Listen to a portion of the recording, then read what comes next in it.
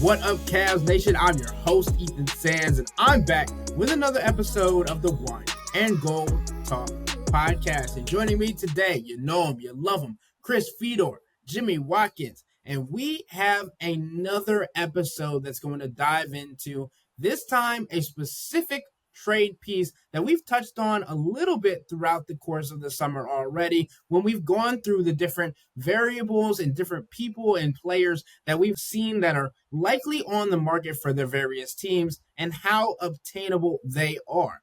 This podcast is going to be centered around the Cavs acquiring a player that both Jimmy and Chris have listed as someone that they would go all in on. Trey Murphy III. Chris, what makes Trey Murphy such a great player and option for the Cavs in this system under Kenny Atkinson, and why do you think he would be able to fill in? Shooting, spacing, size, length, athleticism, a relationship with Donovan Mitchell. I just think he's the kind of style of player that when you watch playoff basketball, whether it's the series that just wrapped up between Indy and New York or the previous one between OKC and Minnesota, you can just envision him thriving in that kind of environment. You can envision him playing on either one of those teams and having a critical role. Like, I think there are legitimate questions about how much offensive upside he has. Obviously, every time there's been an injury or a multitude of injuries for New Orleans, his role expands. All of a sudden his usage increases, his shot attempts, his touches, all that kind of stuff, and his production goes up as well. So I do think there's some untapped offensive potential, but I also think that he's somebody who can just like blend into the fabric of a team and be successful as a third scoring option or a fourth scoring option. He can guard multiple positions. He gives you lineup versatility. And like I said, shooting is a weapon for this guy. He is one of the most prolific outside shooters that there is in the NBA. One of the rangiest shooters in the league, too. There's an extra modicum of space that Trey Murphy can provide a team that even your run-of-the-mill good shooter doesn't necessarily provide, because Trey Murphy, not only can he make from 30, 35 feet, he will take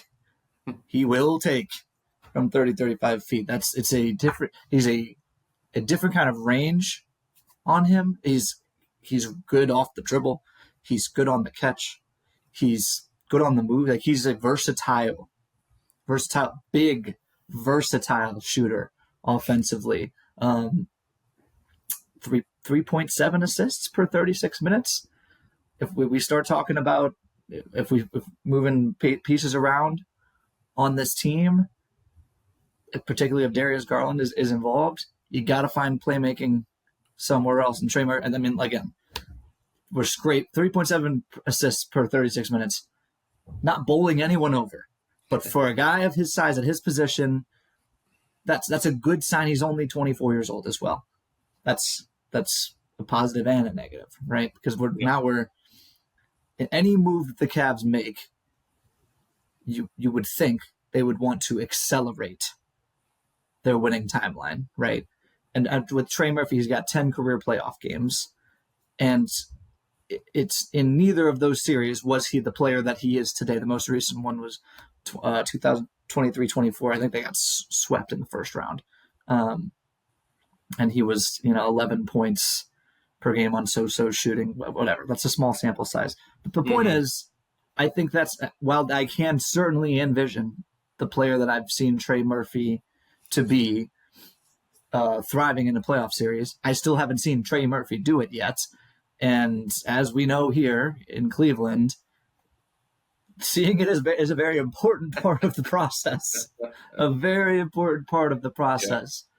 That's not a statement of concern about Trey Murphy not being able to do that. I think a lot of things about his game translate. It's just something we don't know.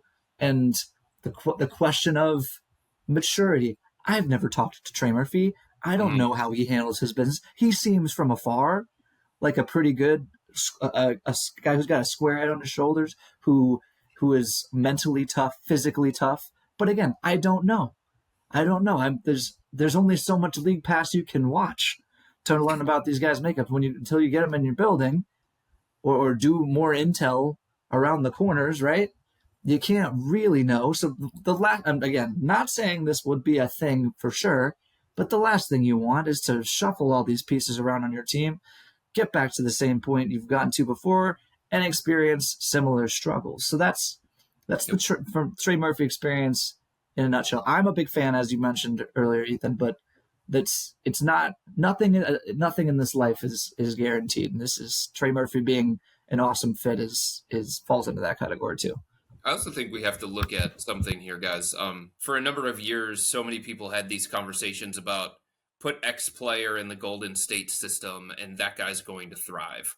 Or put X player in the San Antonio Spurs system and that player they're going to find a way to get more out of that player than what another team had previously. In New Orleans, I don't know what they've been doing. I don't think anybody knows what they've been doing, what they've been trying to do offensively, what they've been trying to do with building their franchise. And he's had all of these impediments that are just ball stoppers and isolation heavy guys. Brandon Ingram just hijacks offensive possessions. Zion Williamson, who knows what he's out there doing. So if you get him into a better system, the Cavs had the number one offense in the NBA. This is a player-friendly system. Before they got to the playoffs, it was a democratic approach. Before they got to the playoffs, it was not very predictable. And that just allows guys to blossom. That allows guys to maximize ability. Look at what Evan Mobley was willing to do and able to do in this system. Look at what the small sample size of what we saw from DeAndre Hunter. He came in here, it was a seamless fit, and he was putting up all these numbers. He wasn't missing shots. He was getting all these open shots. He was in rhythm. He was thinking to himself, this is great. I love this. And it's not like he came from New Orleans. He came from Atlanta. That's a pretty good offensive system too with Quinn Snyder. So now you think about somebody like Trey Murphy, and he's coming from New Orleans, which is just a laughing stock in terms of the NBA over the last couple of years because they've had no vision. They've had no plan. They've been ravaged by injuries, couple of different coaches, no system that looks and feels like the Cavs. And now you start projecting, okay, in this system, with this coach, surrounded by this talent, what is that going to mean for a player like him? But I do agree with you, Jimmy. I do think there is always a variable here when you're talking about a team that is very, very close. I don't think they're there yet, but very close to championship or bust. And would it behoove you more to go out and find somebody that's got that, playoff experience, championship DNA? If you think back to what Indiana did, Indiana's like, we're missing something. We've got a lot of things that we like here. We keep making the playoffs over and over and over again. We've got a franchise pillar in Tyrese Halliburton. We've got an engine of our offense. We're missing something. And they brought in a champion.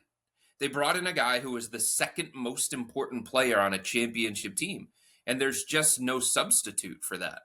And when you trade for a guy like that, who has shown himself to be a playoff riser, that just takes away one of those variables that makes you a little bit iffy about trading away one of your most important players. Tip our caps to Eastern Conference Finals MVP, Pascal Siakam, the trade piece in question. But just to underscore Chris's point about whatever's been going on in New Orleans, here are the assist leaders for the New Orleans Pelicans since Trey Murphy joined the NBA. You ready? We got CJ McCollum. He's not known for passing, but I think he was about 5.8 assists 2 years ago. Brandon Ingram. I'm sorry? Yeah. Brandon Ingram? That's who's holding the keys to your offense. This is just by assists per game. This is who's doing the most productive passing on the Pelicans. Last year it was Zion. Remember Point Zion? That was a fun 10 games. That was a fun 10 games. And if in another timeline where Zion Williamson prioritizes his body, maybe Point Zion is a perennial All NBA player. But we don't live in that timeline. And then this year, take your pick between DeJounte Murray, who suffered a season-ending injury, and Elfrid Payton, who played 18 games because of all the Pelicans. Like, that Trey Murphy has just not been in a real. There's been no real organization on that New Orleans offense, or really in the franchise. So, yeah, wherever if he were to come here, there would be a big jump in that department. I think we always have to give context on this podcast, right? And that's at most importance in this situation. Trey Murphy, in whatever situation he is in next year, he'll be coming off a season-ending torn labrum in his right shoulder. Obviously, he was coming off a career year last year in his fourth year in the NBA. So, and we know, as people that have dealt with Isaac Okoro and Dean Wade, shoulder injuries can be tricky to come back from. Obviously, maybe a different kind of shooter in Trey Murphy. So hopefully that would elevate or alleviate some of the caution that the Cavs might take in that situation. Chris, in your experience in torn labrums in a shoulder, how hard are those to come back from when you talk about a guy that is not only known for his shooting, but also just creating offense as well and playing defense on that end of the floor too? I think it depends on the player for sure. And, some guys, it messes with their mechanics. It messes with their release point. I guess you sort of worry about that with somebody who is known mostly for his shooting. But I think there are other parts to Trey Murphy's game where he's not a shooting specialist. He's a 3-level scorer. This isn't Sam Merrill that we're talking about, So even if there are some tweaks that he has to make in terms of shooting mechanics, in terms of his release point and stuff like that, you feel like he can still impact the game in other ways while he's working his way through that. I don't think it's something that's debilitating. I don't think it's something that is going to be a multi-year injury. We see guys get injured all the time and they come back and they do the rehab the way that they need to, and they're just fine, provided that they don't come back too early, provided that they don't re-injure that, provided that they don't mess with too many different things. In-season injuries are a little bit different because these guys try and get back on the floor. In most cases, they try and get back on the floor as quick as they possibly can. And they try and show the training staff that they're ready to go. And they start, I don't want to say shortcutting the process, but, not putting in everything that they probably would do in most cases when it comes to recovering from an injury or when it comes to rehabbing an injury. And when you talk about a season-ending thing and then it extending into the summer, there's more of a buffer zone to let it heal the way that you need to and not force yourself back on the court and start, messing with your mechanics and messing with your release point and all that kind of stuff. So I'm not overly worried about it. Yeah, I would also just add that great shooters adjust however they need to. Trey Murphy, six 3-point attempts per game for his career, 38%. This man is a sniper. All right, it's a little bit different than Dean Wade. It's different. Sure. It's different universe from the kind of guys we're talking about. And I wonder. I'm not trying to belittle the impact of the injuries have played, the role that injuries have played in Isaac Okoro or Dean Wade's shooting struggles.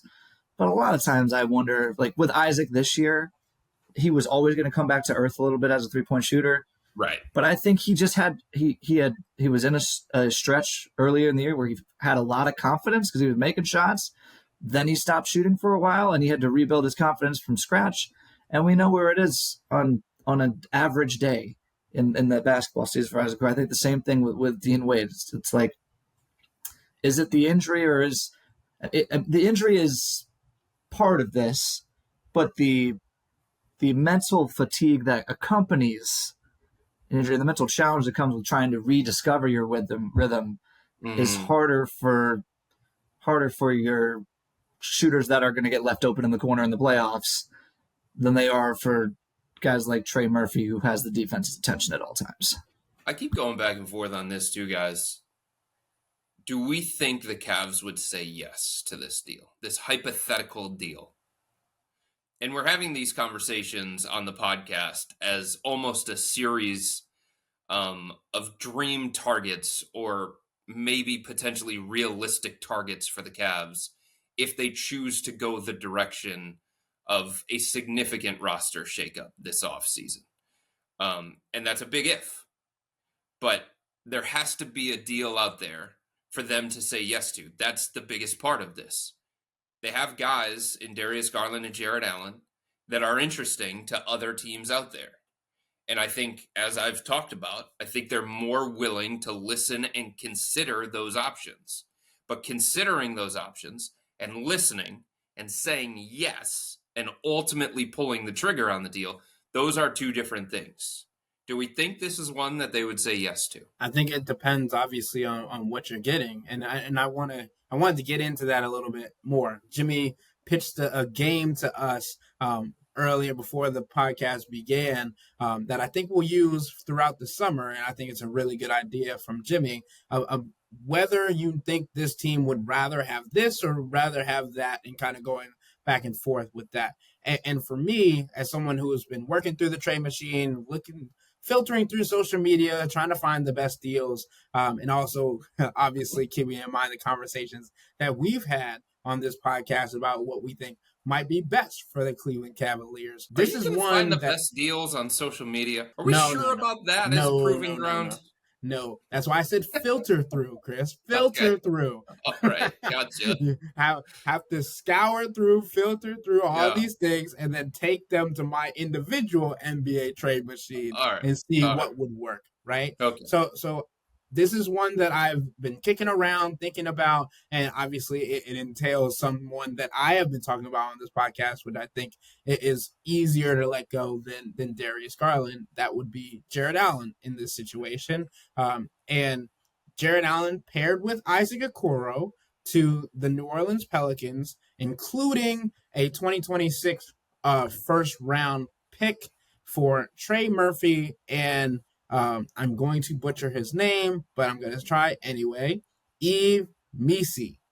And I know that Yves is he just got done with his rookie season. The Pelicans would hang up the phone on you immediately. Immediately. See, that doesn't do anything for them. They would look at that situation and say, we can do better for Trey Murphy III. We're only getting Jared Allen.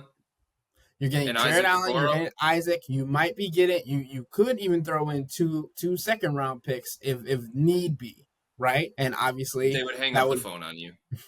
I don't know who's making the decisions in New Orleans at this point in time, but they would hang up the phone on Joe Dumars. Joe Dumars is the new president over there.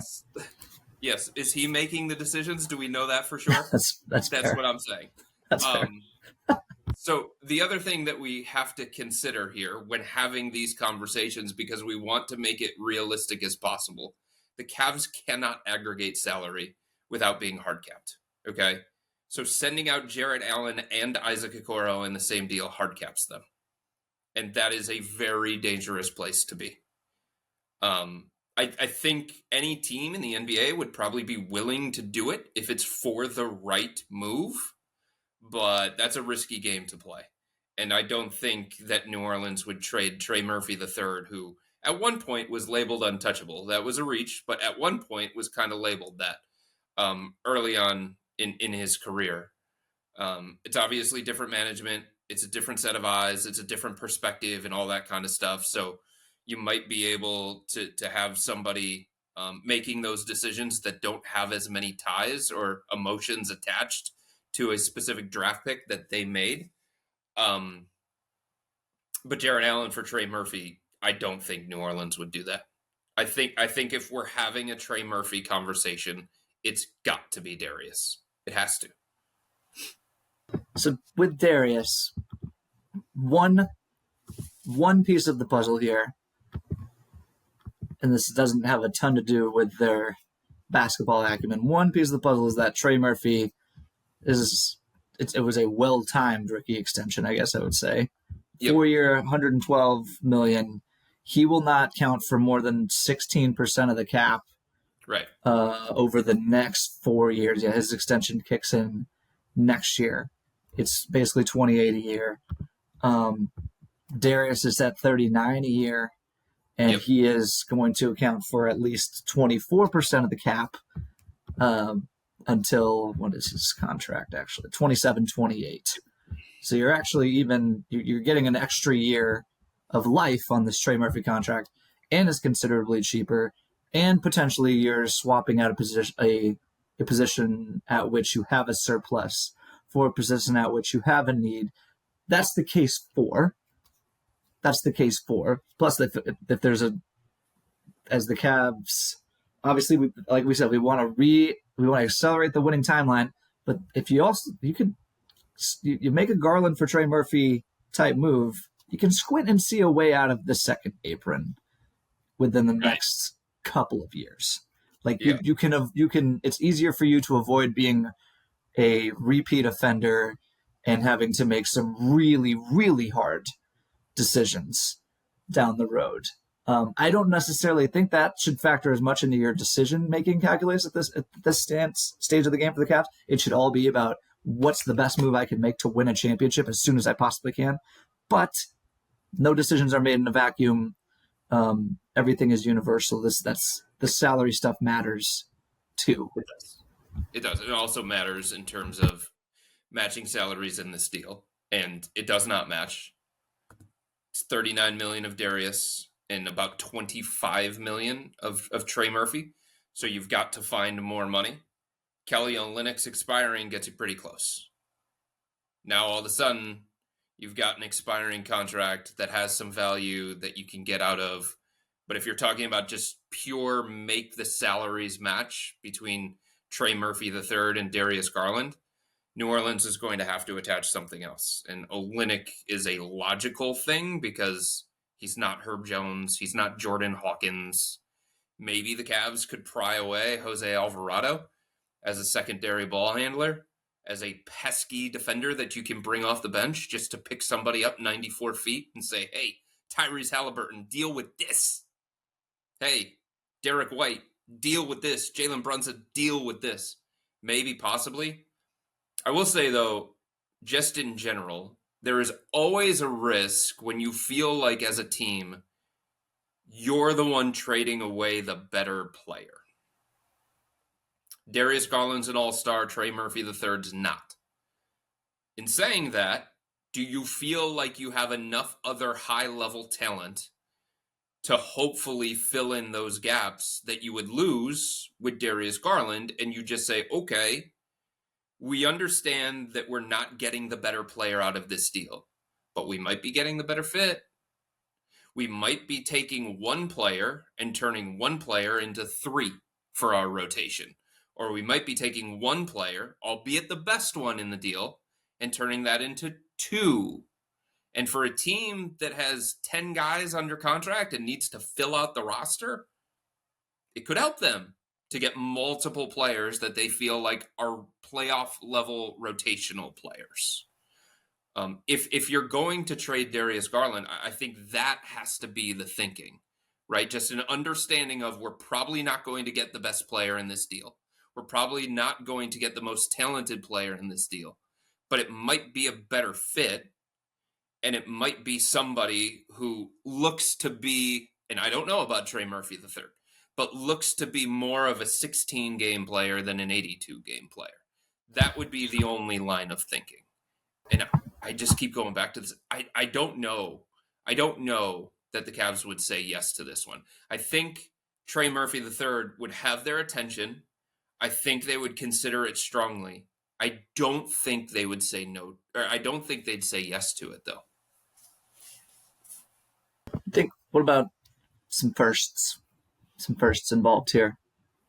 Maybe 2 lottery protected or 1 top 10 protected. Yeah, I mean, obviously, say completely, because then those turn into trade assets.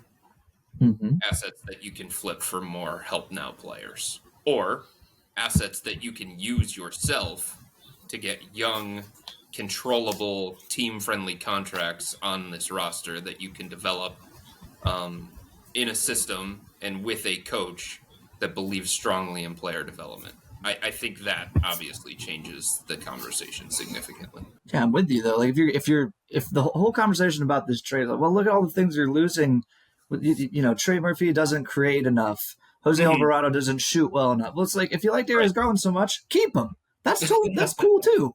Yeah. That's cool too. But Trey Murphy plays defense at a higher level than Darius Garland. He shoots pretty darn well. He's not quite the individual shot creator that Darius Garland is, even for himself, but he does a lot of you can squint if you just put Jose. That's like from Kicking and Screaming with Will Ferrell when they had the big dude and the little dude form a mega person. If Jose Alvarado and Trey Murphy formed a mega person, it's like Darius Garland plus. It's pretty good. I also think it eliminates two complications that the Cavs could continue to run into when it comes to playoff basketball. Number one is every time that Darius is on the floor, they have a huntable player. That's just the truth. There are ways around it. Teams have figured out the right pieces around that specific player, or a defensive scheme to kind of cover up some of those obvious weaknesses. But every time Darius is on the floor, it's a huntable player. It's something that New York has to deal with. Karl Anthony Towns, Jalen Brunson, they're going to get hunted. Trae Young is going to get hunted. Steph Curry, at one point in his career in the NBA Finals, the Cavs' whole goal was attack, attack, attack, attack. And Steph, at that point, was a better defender than Darius is right now today. So that's one thing. And the other thing is the small backcourt. And I don't care what Kenny Atkinson says, and I don't care what President of Basketball Operations Kobe Altman says. It's a problem. It's a problem when you get into the NBA playoffs. The Cavs do not have the same size in the backcourt as some of these other teams that they go against, and it shows itself. Again, you can find ways around it. You can, but it's more difficult. You eliminate those two things because all of a sudden, your starting lineup is Donovan Mitchell, Max Strus, Trey Murphy, Evan Mobley, Jared Allen. You've got size, you've got length, you've got athleticism, and you don't have a huntable player. Maybe Max Strus in certain matchups when he's kind of like in the post on switches or something along those lines. But that's very, very different. That's a very different looking and a very different feeling starting lineup that gives you more of a fighting chance on the defensive end of the floor when it comes to playoff basketball, when it's about matchups, when it's about exploiting weaknesses. So let me ask you this, because you said it that way, Chris. You would start Trey Murphy over DeAndre Hunter? Yes. And I would bring DeAndre off the bench, and he would be a great sixth man just like he is. I agree with that. I think that's good. Either way, I mean, it just gives you more you slide guys over one position. Max Strus is a 2, and the guys that he would guard as a 2-man, very, very different. The kind of size that you have on the floor, very different. The kind of length that you have on the floor, very different. And this isn't to say that Trey Murphy III is, Lou Dort caliber defender here, or Jaden McDaniels caliber defender here, but he has the tools to maybe possibly, if he accepts that role, if he dedicates himself to that kind of way, and at the very least, size and length and athleticism, that bothers guys. It bothers guys in a way that Max Strus guarding the threes that he guards, or Darius Garland, or Donovan Mitchell, however you want to put it, it's more bothersome to have somebody like that out there on the floor. That immediately goes to a point that we've made much, much, much earlier into our days of podcasting together, Chris, where I was talking about Max Strus as a shooting guard and how beneficial that would be for the Cavs, not only because of his shooting acumen, but because of the players he was guarding. Exactly what you said and went into, which is extremely important and valid. But I also think for Trey Murphy, this would be the first time he would be in a defensive system that he would have more help around him. Sure, Jose Alvarado is a great point-of-attack defender, but you now have the twin towers of Evan Mobley and Jared Allen behind you. And as I was doing research throughout the day, I came to find out that Trey Murphy's numbers and statistics as a wing stopper last year were less impactful than when he was a help defender in a help role, in a low activity role in years past. So now you have not only Jared Allen and Evan Mobley as helpers behind you, but you also have pesky Max Strus.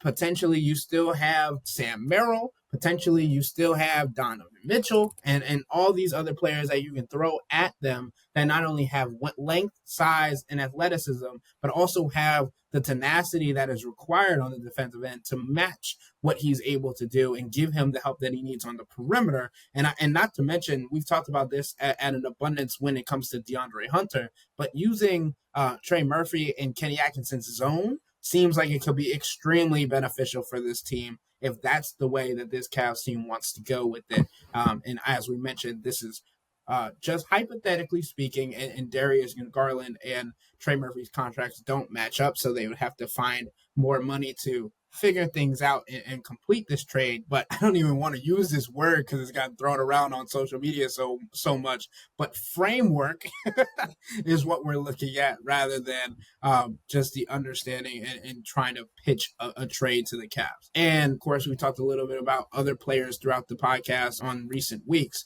But is there a player that you guys think is more highly coveted on the Cavs list of options that they're looking for or looking at this summer? And Chris, I know you got the ins and outs of the organization. Do you have a sense of if it's not Trey Murphy, is there another route that this Cavs organization could be looking to make a bigger splash? Well, if Orlando's willing to move off Franz, but are they? It doesn't seem likely. I certainly can't see the Cavs getting involved in KD. Dan Gilbert won't even say Matt Ishbia's name. He's the owner in Phoenix. He's that guy in Phoenix to Dan Gilbert. And the same thing when it goes to Matt Ishbia. He doesn't want to say Dan Gilbert's name. He doesn't want to help Dan Gilbert. Could you imagine if KD was a Cav and he helped the Cavs win a second championship and Matt Ishbia found a way to make that happen and he had to watch Dan Gilbert sell? Not happening between those two teams. So I think you just kind of go through the list of quote unquote available or maybe available guys this offseason, and you start saying, who are the needle movers? Well, the needle movers are Giannis and KD. They come to mind before anybody else. Is Boston moving off Jaylen Brown? Probably not. If they were willing to do that, now we're talking about another needle mover. Drew Holiday's interesting. He's a needle mover. He's a champion. He's older. He's not as good of an offensive player, but that dude is a winner. That dude works. When you talk about a 16-game performer, talk about a playoff riser, him. That's when he's at his best. So I think he's a needle mover in the right situation if Boston goes that direction, if Boston's willing to go that direction. Those are the three that really stand out to me. Again, if Orlando's willing to part with Franz, if they think it's not going to work between him and Banchero because of the shooting or the lack thereof, and they want to reconfigure their roster, and they say, let's get a more dynamic point guard to run things. Let's get somebody who's more capable of an outside shooter. Let's find a way to generate more than 100 points. If Orlando goes that way, that's a needle mover for sure. But Cat, I'm not saying from the Cavs' perspective in any sort of way, but he could be available, and that could change the landscape for some other teams. Don't think he's a Cavs target, again, but that's the kind of guy that in the right situation, back-to-back conference finals appearances, yeah, he goes up and down, and he has these games where you're just like, are you on this planet? What are you doing? Why aren't you more aggressive? Why are you committing dumb fouls? But we're talking about an all-star. We're talking about a top 25, right? 20, 25-ish player in the NBA. That changes things. for sure. He's not Giannis. He's not KD. But a top 20 to 25 player potentially available in an offseason certainly changes things. So I think from the Cavs perspective, it's probably that next tier of guy. Without Giannis, without KD, you are looking at Trey Murphy III. You are looking at Jaden McDaniels and stuff from Minnesota. You are looking at maybe Naz Reid and stuff from Minnesota. Did I say Jalen Suggs? Jalen Suggs and maybe another piece or two. Those are the ones that really stand out to me. If the Cavs are looking to shake up their roster and make significant changes, which I'm not convinced that they're going to do at the end of the day. I'm not convinced that there's going to be a deal out there that they would say yes to. I don't think they're a Zion player. No. I don't think they're a John Morant player. Oh God, no! I would just be waiting for other teams to make moves and try to shake off what else is like. If Boston, you're gonna do some weird stuff because Jason Tatum's hurt. Right. Let's talk about Derek White. White. Sure. I don't think Boston wants to trade Derek White, but he's like Drew Holiday. Derek White in the past. Yeah, he's like Drew Holiday 5 years ago. Houston has a ton of interesting pieces.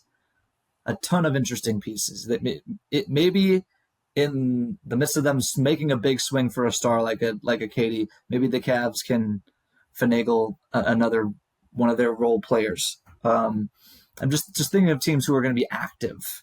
Try to if okay, we know you guys want to do something. Let's help each other out here. That kind of thing. One more thing on the Trey Murphy front. I was just thinking when we were talking about how logistically he fits in the one thing he would give the Cavs is something they really haven't had since this core was together, is just rotational stability on the wing, right? Like it's great to be the deep team that has optionality, and on this night we need defense, so it's Isaac Okoro. On this night we need shooting, so it's Max Strus, Sam Merrill. What if I told you that two of your basically 35 minutes at two very important positions, are being soaked up by DeAndre Hunter and Trey Murphy every night in the playoffs? That sounds pretty good to me. Yeah, I'd agree. That's two dudes who more or less are going to bring you, or at least have shown in the past, they can bring you the best of both worlds at all times. I mean, we've talked about tricky offensive fits, but take Max Strus out of the starting line. Well, Max Strus can slide down to the 2, and guess what? And now you got him and Trey Murphy running in circles around defenses who are trying to get. That doesn't sound very fun to guard. That's whatsoever. As an aside, in the offseason, I've reacquainted myself with NBA 2K. Max Strus in NBA 2K Sniper is unreal. He's just got one of those jumpers that you can time up real easy, real smooth. Green lights for days. Max Strus in 2K. Free tip for the kids out there. Use Max Strus. Impress your friends. But yeah, how about we take all these 15 minutes here, 10 minutes here. We have to worry about hurting feelings in the playoffs, and we're searching for lineups at the end of an elimination playoff game. No. Start to finish the year. Here's what we want our wing rotation to look like most of the time. And that's how it's going to look. There's value in that too. Depending on cost, I could see the Cavs having an interest in Jeremy Grant. We talked about him in the past. Depending on cost.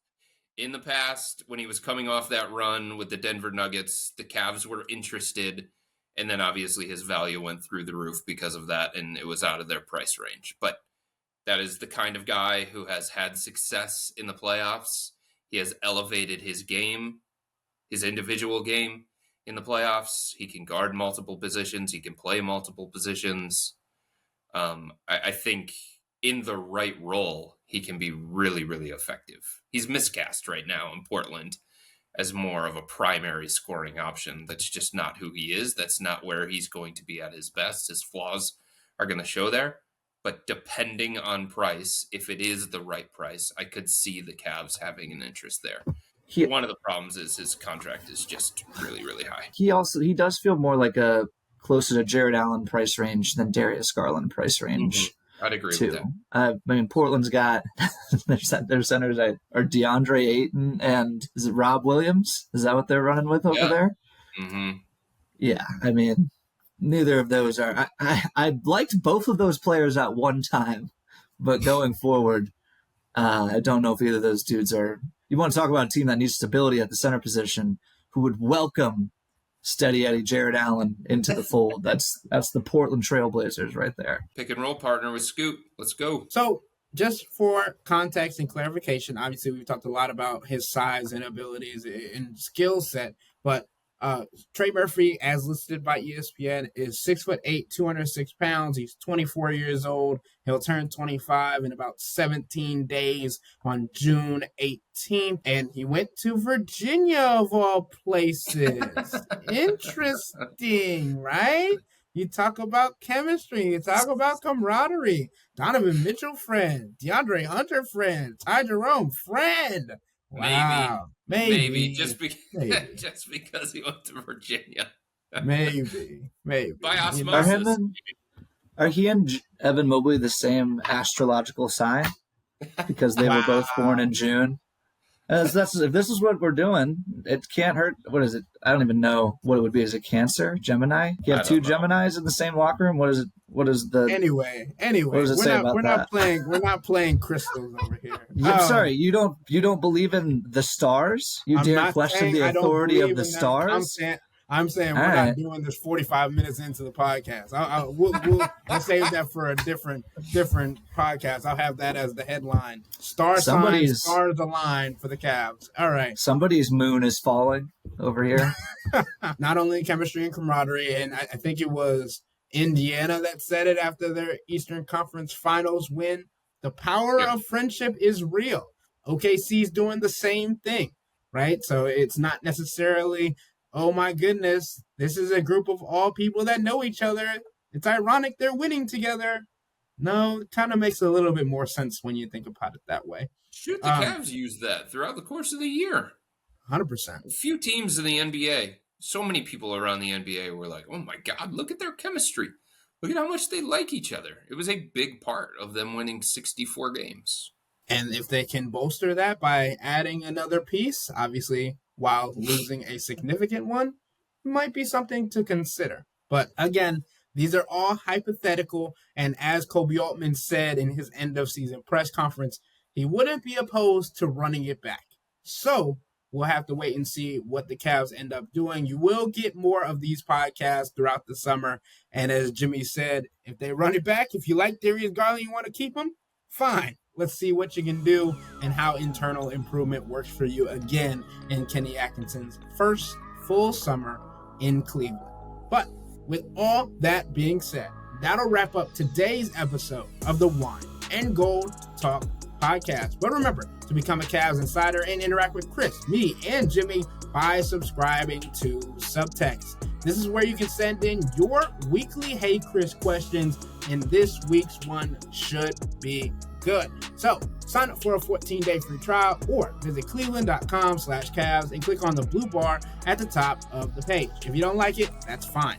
All you have to do is text the word STOP. It's easy, but we can tell you that the people who sign up stick around, because this is the best way to get insider coverage on the Cavs from me, Chris, and Jimmy.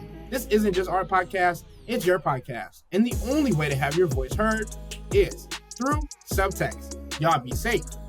We out.